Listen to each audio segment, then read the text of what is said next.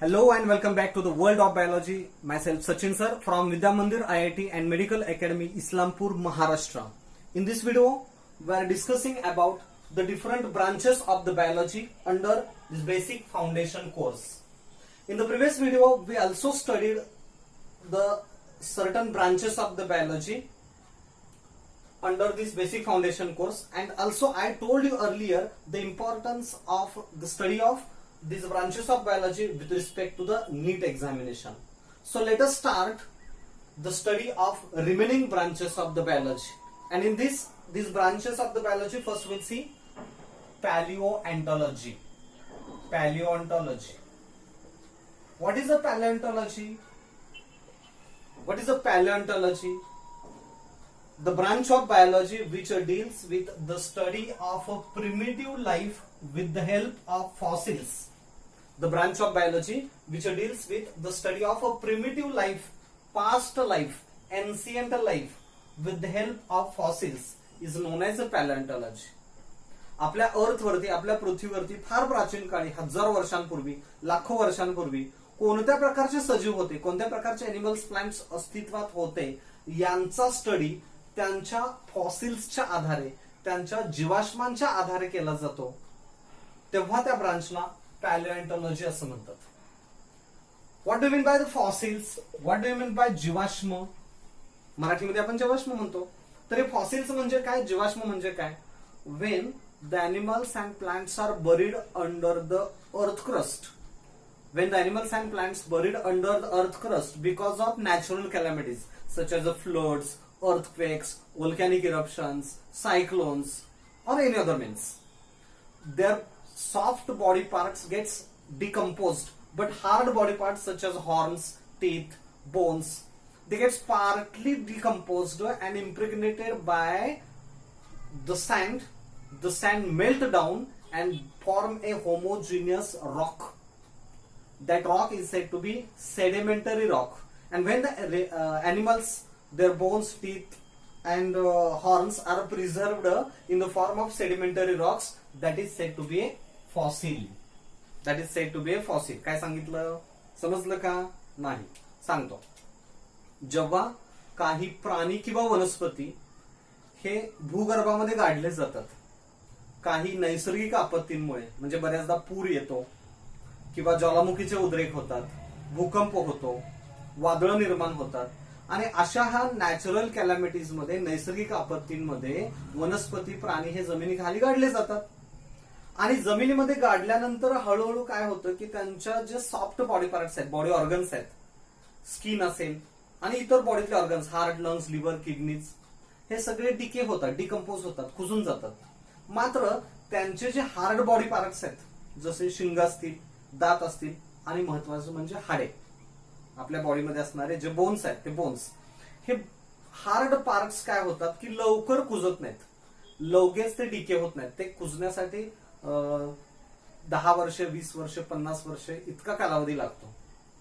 आणि ह्या कालावधीमध्ये काय होतं तर ते बोन्स, हॉर्न्स आणि टीथ हे अर्धवट कुजतात, म्हणजे त्यांना एक छिद्र तयार होतात, पोरस होतात, ते सछिद्र होतात, पावासारखे, ब्रेड सारखे पोरस. आणि ह्या पोर मध्ये, या छिद्रांमध्ये जवळपास असणारी जी वाळू असते, सिलिका असते, ही सिलिका आत घुसते, आत जाऊन बसते. जसं आपण गुलाबजाम पाकामध्ये टाकतो तेव्हा तो पाक जो असतो, गुलाबजाम जे असतात ते पाक सगळा शोषून घेतात. जिलेबी आपण पाकात टाकतो, ते जिलेबी सगळा पाक आत ओढून घेतात. ब्रेड आपण चहामध्ये बुडवतो, दुधामध्ये बुडवतो, तो चहा ब्रेड शोषून घेतो. तसं हे बरीड बोन्स, हॉर्न्स आणि टीथ पार्टली डिकम्पोज झाले, त्या पोरस आहेत, त्याच्यामध्ये ती वाळू आतमध्ये ओढली जाते किंवा ते आत घुसते. आणि मग काही कालावधीनंतर बिकॉज ऑफ हाय टेम्परेचर, जास्त तापमानामुळे ते मेल्ट होतं, वितळलं जातं, आणि त्या बोन्सचा असा एक खडक तयार होतो, होमोजिनस रॉक तयार होतो, एक जिनसी असा तो रॉक तयार होतो. आणि अशा रॉक्सना सेडिमेंटरी रॉक्स म्हणतात. This rocks are said to be sedimentary rocks, गाळाचे खडक. आणि ह्या गाळाच्या खडकांच्या स्वरूपात हे ते बोन्स प्रिझर्व केले जातात. अशा बोन्सना इथं फॉसिल्स असं म्हटलंय. फॉसिल्स म्हणजे जीवाश्म. आणि मग जीवाश्मांच्या आधारे कोणते सजीव लाखो वर्षापूर्वी अर्थवरती होते याचा स्टडी केला जातो, तेव्हा ती ब्रांच असते पॅलिओएंटॉलॉजी. पॅलिओएंटॉलॉजी. आपण आता म्हणतोय की अर्थवरती डायनोसॉर्स होते. कधी होते?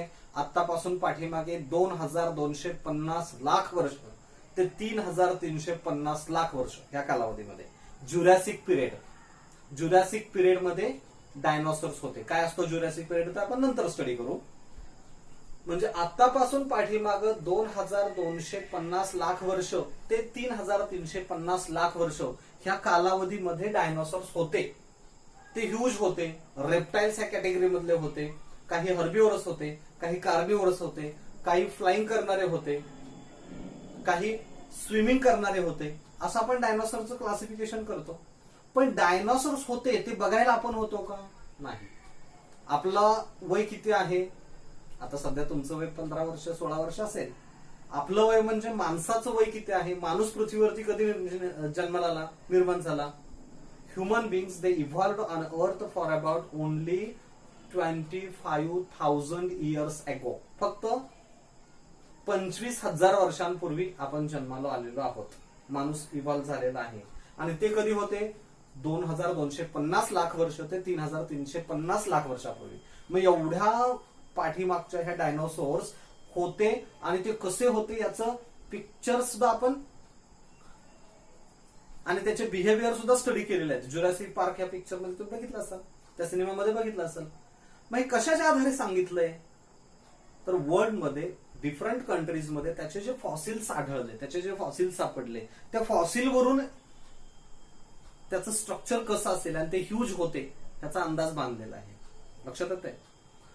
बरं, मग आता ते हर्बिवोरस होते, कार्निवोरस होते, हे कसं लक्षात आलं?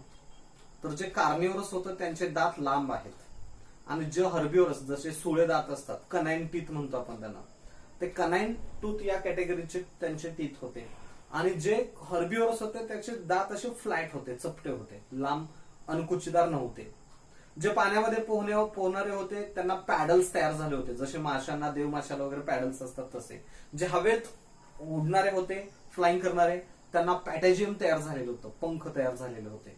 लक्षात आलं? आणि अशा ह्या कॅटेगरीजवरून, अशा ह्या स्ट्रक्चरवरून आपण डायनोसॉर्स होते हे स्टडी करतो. ह्युमन इव्हॉल्व्ह झाला मंकीज किंवा एप्स पासून. गोरिला, चिंपांझी हे जसे एप्स आहेत तशा एप्स पासून किंवा मंकीज पासून माणूस इव्हॉल्व्ह झाला असं मानतो आपण. आपण बघायला गेलोय का काल माकड होतं आज लगेच उडी मारून माणूस तयार झाला? नाही, असं होणार नाही. त्याला लाखो वर्ष लागले, हजारो वर्ष लागले आणि आपल्या कमीत कमी आयुष्य मर्यादेमध्ये आपण इव्होल्युशन स्टडी करू शकत नाही. पण ते होते हे कशाच्या आधारे आपण सांगितलं? With the help of their fossils. So the study of a primitive life with the help of fossils is known as a palaeontology. किंवा simply we can say that the study of fossils is known as palaeontology. आणि मग पॅलिओएंटॉलॉजी आपण divide करू शकतो. The study of plant fossils is known as paleobotany. The study of plant fossils. जिथं plant फॉसिलचा study केला जातो त्या ब्रांचला म्हणतात पॅलिओबॉटनी. The study of plant fossils is known as paleobotany. And the study of animal fossils is known as paleozoology. Paleozoology means the study of animal fossils. The study of animal fossils. Paleozoology, paleobotany असे डिवायडेशन्स घेता येतात. Next branch बघा ethology. मला वाटतं तुम्हाला पॅलिओएंटॉलॉजी समजलेलं असेल, पॅलिओबॉटनी, पॅलिओझोलॉजी कळालं. आता यानंतर आपण जाऊ इथॉलॉजीकडे. What is ethology? The branch of biology which deals with the study of animal behaviors.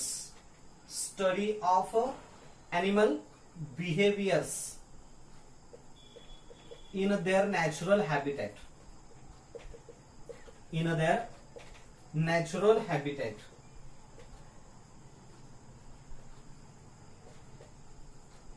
The branch of biology which deals with the study of animal behaviors in their natural habitat is known as ethology. Animal behaviors, प्राण्यांची वर्तणूक. प्राण्यांचं वागणं, how the animals collect their food, how they attack on their preys, how they nurse young ones, how they reproduce, how they construct their nest, how they defend themselves. All of these behaviors, when are studied scientifically in their natural habitat, it will be the ethology. So the scientific study of animal behaviors in their natural habitat. प्राण्यांच्या नैसर्गिक अधिवासामध्ये habitat म्हणजे काय? Living place, राहण्याचं ठिकाण, living place और dwelling place, जिथं animals त्यांच्या activities दर्शवतात, दाखवतात, त्या ॲनिमल्सच्या ऍक्टिव्हिटीज जिथं आपल्याला बघायला मिळतात असं ठिकाण ड्वेलिंग प्लेस म्हणजे हॅबिटॅट. म्हणजे हॅबिटॅट अधिवास. आपण कुठं राहतो? ह्युमन हॅबिटेशन मध्ये, इन होम्स, हाऊसेस, बिल्डिंग्स. म्हणजे ह्युमन हॅबिटेशन हे आपला हॅबिटॅट झालं. Tiger live in forest areas, म्हणजे फॉरेस्ट हे काय आहे? हॅबिटॅट आहे. Fishes they live in water, मासे पाण्यामध्ये सर्वाइव्ह होतात. वॉटर हे काय आहे? हॅबिटॅट. रिव्हर्स, पॉन्ड्स, लेक्स हे त्यांचं हॅबिटॅट आहे. Birds live in the nest, घरट्यांमध्ये राहतात. म्हणजे घरटं काय असतं? हॅबिटॅट आहे. मग त्यांच्या हॅबिटॅटमध्ये, नॅचरल हॅबिटॅटमध्ये, नैसर्गिक अधिवासामध्ये त्यांचे बिहेवियर स्टडी करणं सायंटिफिकली, शास्त्रोक्त पद्धतीनं. उगाच आपलं गेलं येण्यासारखं जंगलात आणि वाघाच्या समोर जाऊन त्याचा स्टडी करायचा आहे म्हटलं तर शक्य होणार नाही, वाघ खाऊन टाकेल तुम्हाला. सायंटिफिक स्टडी करायचा आहे, परंतु त्याच्या नॅचरल हॅबिटॅटमध्ये विथ प्रोटेक्टिव्ह डिव्हाइसेस, सुरक्षितरित्या. त्यालाही हार्म झाला नाही पाहिजे, आपल्यालाही हार्म झाला नाही पाहिजे. त्याच्या डेली रुटीन मध्ये काही डिफिकल्टीज क्रिएट व्हायला नकोत, आपल्याही डेली रुटीन मध्ये आपल्याला काही हार्म होऊ नये.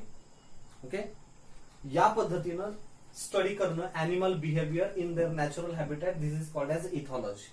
मला वाटतं तुम्ही कदाचित ऑब्झर्व केलं असेल, ॲनिमल प्लॅनेट चॅनेल असेल किंवा डिस्कव्हरी चॅनेल्स असतील, नॅशनल जॉग्राफिक चॅनेल असेल, आणि ह्या चॅनेल्स मध्ये वाईल्ड ॲनिमल्स जे आहेत, हे वाईल्ड ॲनिमल्स ते त्यांचं भक्ष्य कसं पकडतात, पिलांचं संगोपन कसं करतात, पालन पोषण कसं करतात, त्यांना खाऊ पिऊ कसं घालतात, त्यांचं संरक्षण कसं करतात, स्वतःचं संरक्षण कसं करतात, भक्ष्य कसं पकडतात, किंवा घरटं कसं बांधतात, ह्या सगळे जे बिहेवियर्स आहेत, ह्यांच्या ज्या वर्तणुकी आहेत, ह्या वर्तणुकींचा अभ्यास करणारी ही ब्रांच आहे. आता जर आपल्याला टायगरचे बिहेवियर स्टडी करायचे आहेत, वाघांचं आपल्याला अभ्यास करायचा आहे, आपण 4 वाघ पकडून आणले आणि लॅबोरेटरीमध्ये ठेवले आणि तिथं त्यांचा स्टडी करायचं गेलं तर शक्य आहे का? नाही. नॅचरल त्यांच्या बिहेवियर्स आपल्याला इथं स्टडी करता येणार नाही. मग त्यासाठी आपल्याला कुठे जावं लागेल? जंगलामध्ये जावं लागेल. म्हणून हॅबिटॅट महत्वाचं आहे. Okay, scientific study of animal behaviours in their habitat, natural habitat is known as ethology. ही वेगळी ब्रांच आहे. Then we will see evolution. त्याच्यानंतर पुढची एक ब्रांच आपण इथं स्टडी करू, इव्होल्युशन. इव्होल्युशन म्हणजे उत्क्रांती, उत्क्रांतीचा अभ्यास करणारी branch evolution. How we can define evolution? The branch of biology which deals with the study of mechanism of the branch of biology which deals with the study of mechanism of gradual differentiation among the organisms, due to which simple type of organisms are converted into more complex organisms. The branch of biology which deals with the study of gradual differentiation, the branch of biology which deals with the study of gradual differentiation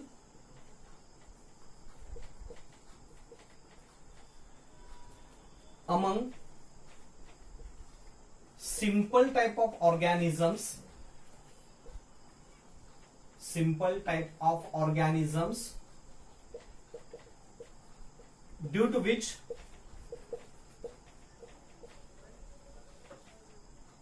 they are converted into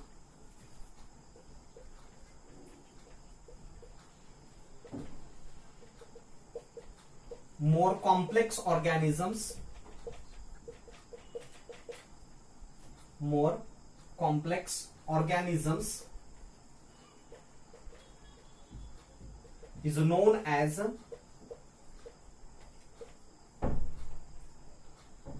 evolution.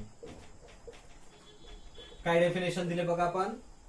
The branch of biology which deals with the study of gradual differentiation among the simple type of organisms due to which they are converted into more complex organisms is known as evolution.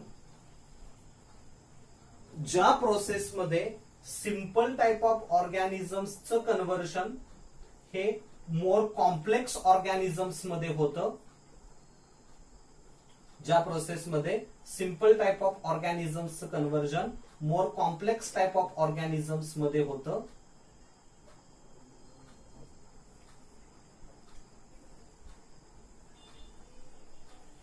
तेव्हा त्या प्रोसेसला काय म्हणतात,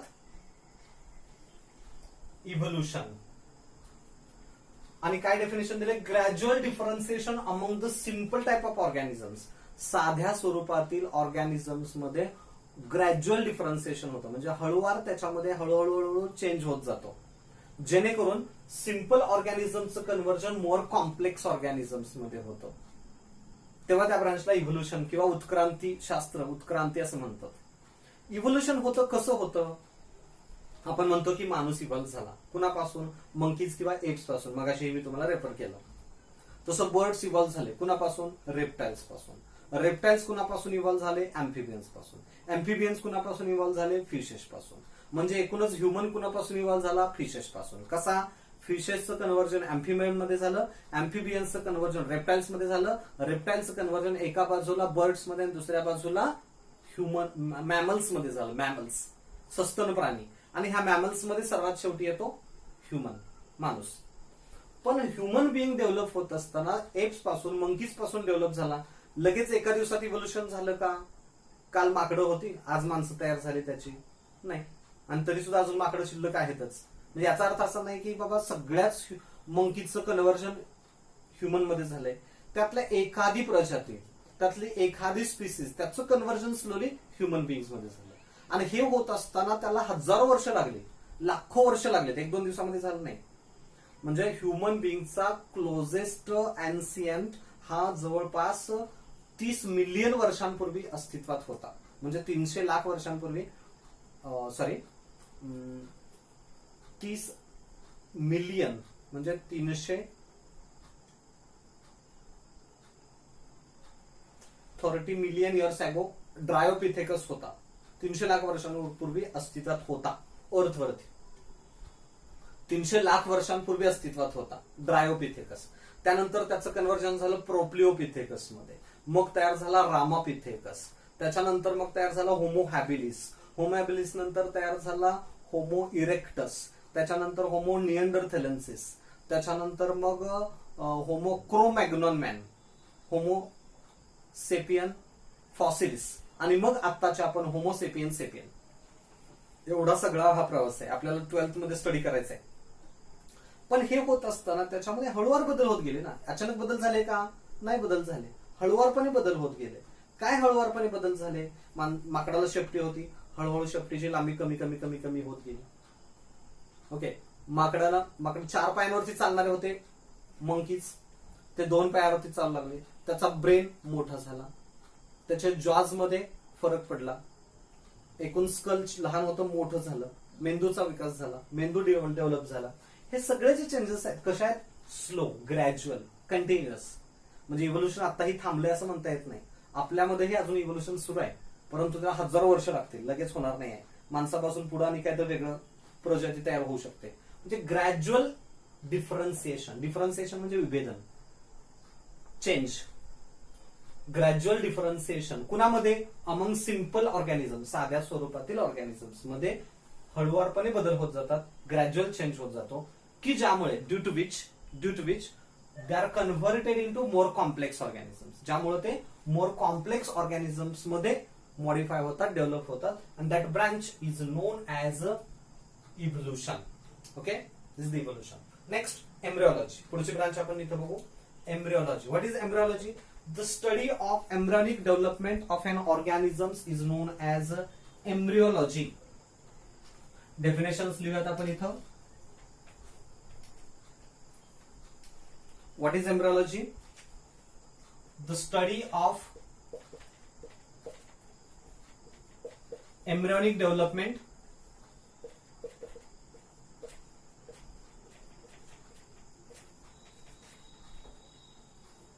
of an organism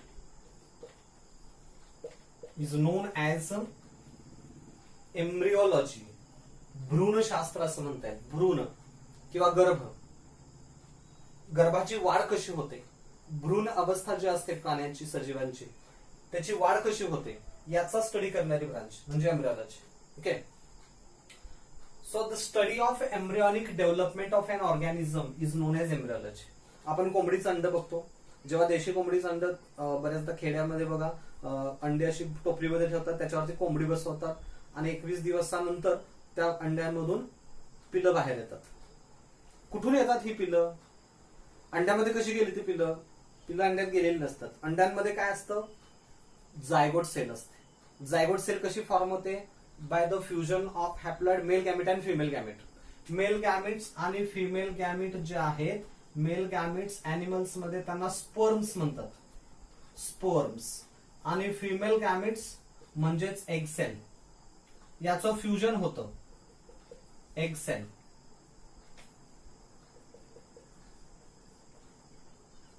और female gametes, female gametes यापासून काय form होतो? Zygote sale form होते. Zygote, diploid, haploid. Haploid diploid काय असतं नंतर कळेल तुम्हाला, आता लगेच सांगता येणार नाही. जायगोट सेल एग्ज मध्ये असते, फर्टिलाइज्ड एग्ज मध्ये. फ्युजन झालं म्हणजे फर्टिलायझेशन झालं, आणि फर्टिलाइज्ड एग्ज मध्ये जायगोट असतो. Zygote it develop into morula. Zygote पासून तयार होतो मोरुला. काय असतो आपण नंतर बघू. मोरुलाचं कन्व्हर्जन होतो ब्लास्टुला मध्ये. ब्लास्टुला, ब्लास्टुलाचा तयार होतो गॅस्ट्रुला, आणि गॅस्ट्रुला पासून हळूहळू त्याच्यामध्ये मग ते कोंबडीचं पिलू जन्माला येतं अंड्यामध्ये. म्हणजे कम्प्लीट ऑर्गॅनिझम तयार होतो, कम्प्लीट ऑर्गॅनिझम. तसंच प्लांट्सच्या सीड मध्ये सुद्धा एम्ब्रिओ असतो, आणि त्या एम्ब्रिओ पासून पुढं प्लांट जर्मिनेट होतं. सीड जर्मिनेट झालं की प्लांट तयार होतं. म्हणजे ही जी एम्ब्रियोनिक डेव्हलपमेंट आहे थ्रू द व्हेरियस स्टेजेस, वेगवेगळ्या स्टेज मधून, male gamete female gamete fertilize झाले, जायगोट तयार झाला, जायगोट पासून मोरुला फॉर्म झाला, मोरुला पासून ब्लास्टुला तयार झाला, ब्लास्टुलाचा गॅस्ट्रुला फॉर्म झाला, गॅस्ट्रुला नंतर ऑर्गॅनिझम हळूहळू पुढे डेव्हलप होत जातो. या सगळ्या स्टेजेसचा स्टडी करणारी ब्रांच म्हणजे एम्ब्रियोलॉजी. आता हेन्स किंवा birds, reptiles they lay eggs, अंडी देतात. अंडी देणाऱ्या प्राण्यांना म्हणायचं oviparous. The animals which give the eggs, which lay the eggs are known as oviparous. Human beings मध्ये माणसांची अंडी असतात का? असतात, पण ते मायक्रोस्कोपिक असतात, दिसत नाहीत आपल्याला. And they are not released outside the body. ते बॉडीच्या बाहेर रिलीज होत नाहीत. Human eggs are not released outside the body. Only one egg is produced in each month in the ovary of a woman.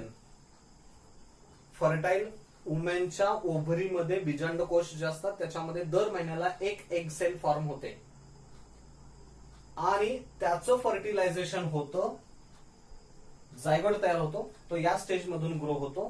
And that foetus म्हणजे गर्भ, foetus grow in the uterus of mother. तो कुठे grow होतो? Uterus मध्ये, गर्भाशयामध्ये. मदर्सच्या uterus मध्ये, आईच्या गर्भाशयामध्ये बाळांची वाढ होते. And they give birth to young ones. They give birth to young ones. पिलांना जन्म देतात, आणि जे पिलांना जन्म देतात त्यांना म्हणायचं viviparous. Those are said to be viviparous. Animals which give birth to young ones known as viviparous. पिलांना जन्म देणारे विव्हिपॅरस, सच एज मॅमल्स, सस्तन प्राणी. Sheeps, goats, dogs, cats, buffaloes, cows, human, monkeys, donkeys, हे सगळे जे आहेत ते विव्हिपॅरस आहेत, पिलांना जन्म देतात.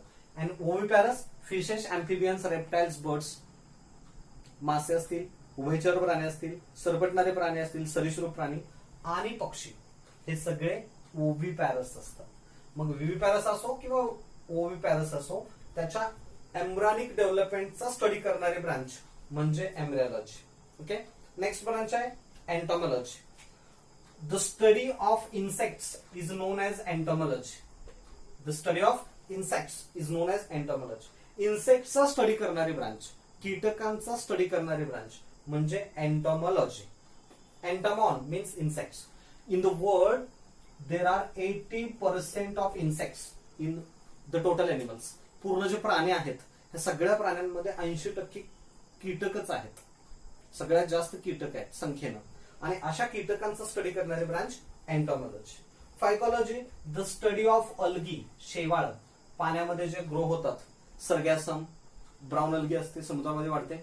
आपल्याकडे बघितलं तर स्पायरोगायरा, कारा, हायड्रिला असे जे प्लांट्स आहेत, असे जे अल्गी आहेत, अशा अल्गीचा स्टडी करणारी ब्रांच म्हणजे phycology. Mycology the study of fungi, बुरशी, कवके. Fungi are hydrotropic organisms. Non green असतात, फोटोसिंथेसिस करत नाहीत. प्लांट्स अल्गी आर फोटोसिंथेटिक, पण हे हेट्रोट्रॉपिक असतात. आणि fungi grows on plants as well as animals. Animals वरती, प्लांट्स वरती ग्रो होतात. अशा फंगायचा ग्रो स्टडी करणं म्हणजे मायकॉलॉजी. बेकर्स ईस्ट फंगस आहे, ज्यापासून अल्कोहोल तयार होतं किंवा ज्यापासून bakery products, bread, idli, dosa, jalebi वगैरे तयार केले जातात. तर बेकर्स ईस्ट जे आहे काय आहे, फंगस आहे. दुसरं एक्झाम्पल आपल्याला सांगता येईल पेनिसिलियम, त्यापासून पेनिसिलिन मिळवतात. अँटीबायोटिक्स, ज्यामुळे आपल्याला जर काही इन्फेक्शन झालेलं असेल तर अँटीबायोटिक दिलं जातं. पेनिसिलिन, अमॉक्झिसिलिन, अँफिसिलिन हे कशापासून तयार होतात, फंगायपासून तयार होतात. मशरूम, मशरूम करी, मशरूम सूप्स, मशरूमच्या वेगवेगळ्या डिशेस आपल्याला अवेलेबल आहेत हॉटेल्समध्ये.